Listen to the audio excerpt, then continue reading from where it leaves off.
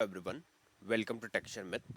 आज के सेशन में हम कोबोल से रिलेटेड एक और टॉपिक कवर करेंगे, जिसमें हम देखेंगे कि परफॉर्म को यूज़ करने के लिए कौन से डिफरेंट डिफरेंट मेथड्स हमारे पास होते हैं। परफॉर्म स्टेटमेंट के बारे में हमने लास्ट सेशन में भी देखा था, जहाँ पे हमने परफॉर्म और गो टू स्टेटमेंट से समझा था कि कैसे फ्लो को रीडायरेक्ट करते हैं। ठीक है, उसी के कंटिन्यूशन में अब हम एक और सेशन कवर कर रहे हैं, जहाँ पे हम ये देखने वाले हैं कि अगर परफॉर्म को किसी नंबर ऑफ टाइम्स आपको रिपीट करना है तो वो कैसे किया जा सकता है और उसका पर्पस क्या है ना। हो सकता है आपका कोई पर्पस हो ऐसा जहाँ पे आप उस तरह से परफॉर्म करा सकते हो किसी भी पीस ऑफ कोड को, किसी भी सेट ऑफ लाइंस को एक पर्टिकुलर कंडीशन पे। तो वो सारी चीज़ समझने के लिए हम क्या करेंगे, इस कोबोल प्रोग्राम को वॉक थ्रू करेंगे, समझेंगे एक एक आउटपुट को, और फिर जो भी आउटपुट आएगा उसको भी समझने वाले हैं। ठीक है, तो अभी करते हैं स्टार्ट। सबसे पहले मैं इस प्रोग्राम को एडिट मोड में ओपन कर लेता हूँ। अब यहाँ पे अभी के लिए मैंने सिर्फ क्या करा हुआ है, एक आइडेंटिफिकेशन डिवीजन हमने रखा है। तो आइडेंटिफिकेशन डिवीजन क्या करता है, प्रोग्राम की आइडेंटिटी को बताता है। तो यहाँ पे आप देख सकते हो प्रोग्राम आईडी क्या रिप्रेजेंट कर रहा है, टेस्ट पीजीएम वन। तो ये हो गया हमारा टेस्ट पीजीएम वन, मतलब प्रोग्राम नेम। फिर ये बता रहा है ऑथर नेम। ऑथर नेम क्या हो गया हमारा, टेक्सचर मेथ। ऑथर का नेम क्या है, टेक्सचर मेथ।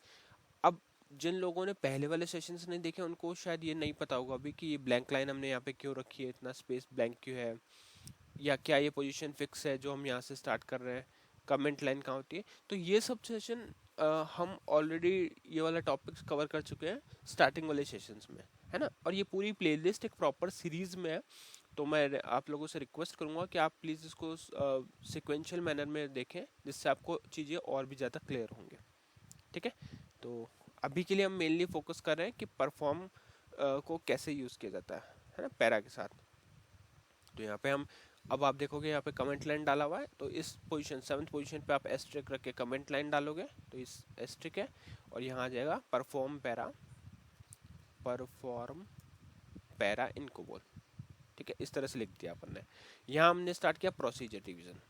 अब देखो क्या करना है, सबसे पहले तो हम कुछ पैरा बनाएंगे, है ना, क्योंकि पैरा बिना आप समझ नहीं पाओगे कि कैसे परफॉर्म वर्क कर रहा है। तो स्टार्ट करते हैं पैरा बनाना। तो यहाँ करेंगे I5 कर सकते हैं। यहाँ पे एक बार लाइन ऐड हो जाए। अब इस लाइन ऐड होने के बाद में यहाँ पे हम लिखने वाले हैं पहला पैरा।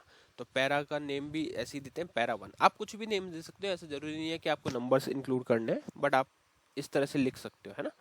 तो पैरा वन, और इसके बाद में हम यहाँ पे लिखेंगे डिस्प्ले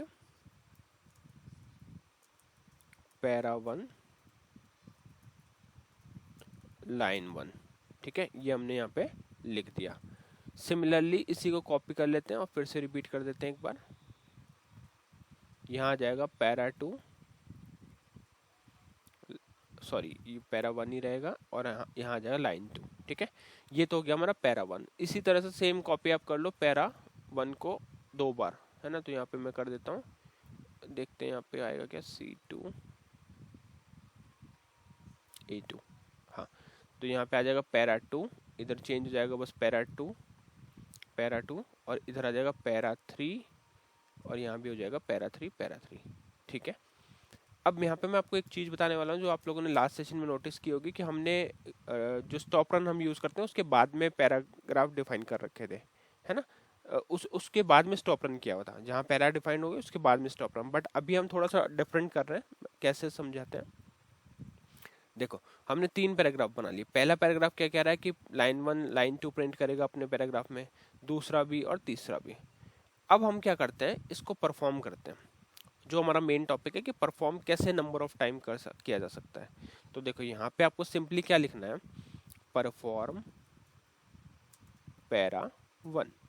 ठीक है, और यहाँ लिख देते हैं स्टॉप रन इसके बाद में। जैसे रूटीन आप लोगों ने देखा होगा, रूटीन को बाद में रखते हैं, वैसे यहाँ पे आप लिख दो stop run, stop run dot. ठीक है, और इस तरह से ही पैरा वन को भी आप टर्मिनेट कर सकते हो। तो अभी अगर हम इसको रन करें तो क्या आउटपुट आएगा या कुछ इश्यू आएगा, देखते हैं। यहाँ पे करते हैं इसको कंपाइल और कॉल। जैसे हमने कॉल किया तो उसने प्रिंट किया पैरा वन और पैरा वन की लाइन टू। पर आपने देखा बाद में इसने कुछ भी फ्लो पे मूव नहीं किया, पैरा 2 पे नहीं गया, पैरा 3 पे नहीं गया। क्यों? क्योंकि उसके जस्ट बाद तो हमने स्टॉप रन किया हुआ है। तो यही एक एग्जैक्ट पोजीशन है या एग्जैक्ट वे है परफॉर्म को यूज करने का, कि जब भी आप परफॉर्म यूज कर रहे हो, अदरवाइज वो क्या होगा, वो बाद वाले भी कंटिन्यू करेगा, है ना। क्योंकि जस्ट ये मैंने इसलिए आपको पहले वाले सेशन में अलग से बताया था कि वहां पे हम क्या कर रहे थे, परफॉर्म कर रहे थे, तो वो पैरा 1 पढ़ रहा था, उसके बाद में फिर वो पैरा 2 पैरा 3 पे भी जा रहा था। पर कई बार सिचुएशन ऐसी होती है कि हमें नहीं करना होता उनको एग्जीक्यूट, हम सिर्फ एक ही पर्टिकुलर पैरा को रन करने वाले होते हैं। तो उस केस में आप इस तरह से कोड को लिख सकते हो, यहाँ पे आपका स्टॉप रन आ जाएगा, तो परफॉर्म होगा पैरा 1 और उसके बाद में सीधा एंड हो जाएगा। अब अगर आप चाहो कि इसके बाद जैसे हमारे को अगर परफॉर्म 3 भी करना है जस्ट इसके बाद में, तो आप इस तरह से वापस लिख दो परफॉर्म पैरा 3। तो क्या करेगा ये, अब यहाँ से आप इसको कंपाइल करके कॉल करोगे तो ये para 1 line 1, para 1 line 2, para 3 line 1, para 3 line 2 इस तरह से प्रिंट कर देगा। ठीक है, तो इसका मतलब है कि जब भी आपकी रिक्वायरमेंट हो आप उसको कस्टमाइज भी कर सकते हो। अब हम बात करेंगे कि अगर एक पर्टिकुलर पैराग्राफ को मेरे को मल्टीपल टाइम रिपीट करना, तो क्या वो पॉसिबल है जैसे लूप्स में होता है? हाँ, वो पॉसिबल है। आपको यहाँ पे क्या लिखना है, परफॉर्म पैरा 2 पैरा 1 और यहाँ पे आप लिख दो फॉर एग्जांपल 2 टाइम्स। तो बस सिंपल, जैसा हमने बताया था कि कोबोल एक इंग्लिश लैंग्वेज की तरह ही है, तो आपको बस इतना लिखना है, परफॉर्म पैरा 1 2 टाइम्स। और अभी हम इसको कर देते हैं कंपाइल और कॉल। तो जैसे ही आप कॉल करोगे आ जाएगा para 1 line 1, para 1 line 2, para 1 line 1, para 1 line 2। इसने 2 बार इसको रिपीट करा। क्यों? क्योंकि हमने लिखा कि परफॉर्म पैरा 1 2 टाइम। उसी तरह से अगर आप चाहो कि मुझे 5 टाइम रिपीट करना है, तो वो 5 टाइम भी रिपीट हो जाएगा। यहाँ पे अपन फिर से करके देख लेते हैं। देखो, पैरा 1 यहाँ से स्टार्ट हो रहा है हमारा output, para 1 line 1, para 1 line 2, para 1 line 1 2, line 1 line 2 line 1 line 2 line 1 और लाइन 2। ठीक है, तो इसने कितने सेट प्रिंट कर दिए?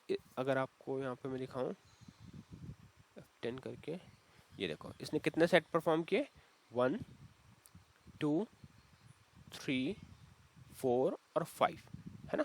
हर सेट में 2-2 लाइन्स है, तो इसका मतलब है कि इसने हमारा जो कोड था उस अकॉर्डिंग 5 टाइम उस पैरा को प्रिंट कर दिया। ठीक है, तो इसीलिए पैरा को हम यूज करते हैं कि कभी कभार क्या होता है कुछ एक स्पेसिफिक, अब इसको आप है ना जो लोग आरबीजीएल जानते हैं वो इजीली रूटीन से इसको कंपेयर कर सकते हैं, है ना।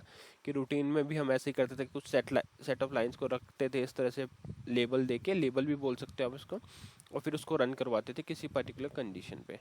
तो वैसे ही हम इसको रन कर रहे हैं और यहाँ पे हमारे पास ये ऑप्शन भी इनेबल हो जाता है कि आप उसको कितनी बार रिपीट करना चाहते हो वो आप मेंशन कर सकते हो। अच्छा, अब एक चीज और बताता हूँ कि कई बार क्या होता है फ्लो इस तरह से भी लिखा होता है, जैसे अगर हमने यहाँ लिखा पैरा 1 परफॉर्म करो और इसी के अंदर हम लिख देते हैं परफॉर्म पैरा 2, तो क्या ये रन करेगा? देखते हैं। यहाँ पे इतना करेंगे और इसको सिंपली लाइन सेट करके छोड़ देंगे। तो अब ये क्या करना चाहिए देखते हैं। आउटपुट के कंपाइल किया, कॉल किया, para 1 line 1 para, okay sorry, हाँ ठीक है, हमने 2 टाइम्स हटा दिया था। तो para 1 line 1, para 1 line 2, para 2 line 1 और पैरा 2 लाइन 2। इसका मतलब क्या हुआ, फ्लो देख रहे हो अब आप कैसे चल रहा है। सबसे पहले ये वाली लाइन एग्जीक्यूट हुई, प्रोसीजर डिवीजन में आया जहाँ पे हम मेन कोड लिखते हैं, ये लाइन एग्जीक्यूट हुई। उसके बाद में स्टॉप रन जाने से पहले ही क्या होगा, पहले पूरा पैरा 1 रन होगा। तो जहाँ पैरा 1 रन हो रहा है उसी जगह पे हमने लिख रखा है परफॉर्म पैरा 2, तो डायरेक्टली ये फ्लो यहाँ से यहाँ आ जाएगा और फिर पैरा 2 में जो भी लिखा है वो एग्जीक्यूट हो जाएगा। अब उसी तरह अगर आप चाहो तो यहाँ पे आप लिख सकते हो परफॉर्म पैरा 3, तो ये क्या करेगा, अब पैरा 3 को परफॉर्म कर देगा।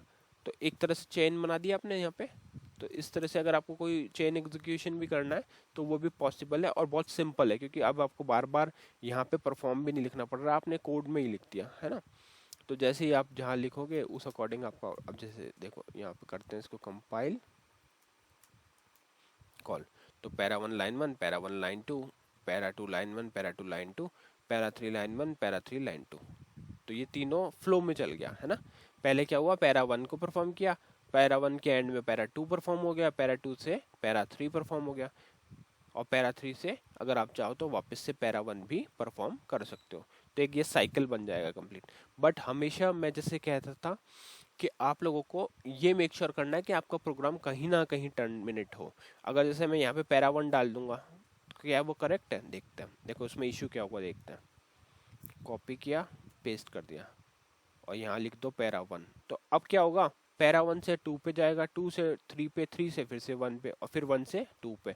तो क्या ये एंड होगा कभी भी? देखो, कंपाइल किया, कॉल किया, पैरा 1 प्रिंट हुआ, सही है। पैरा 2 प्रिंट हो गया, ये भी सही है। पैरा 3 प्रिंट हो गया, फिर से पैरा 1, फिर से पैरा 2, और फिर से पैरा 3। तो ये क्या बन गया? एक डेडलॉक बन गया। ये कभी एंड ही नहीं होगा, क्योंकि आपने एक कंडीशन ऐसी लिख दी कि वो बस चलता जाएगा, और हर लूप में मतलब यही इटरेट होता रहेगा।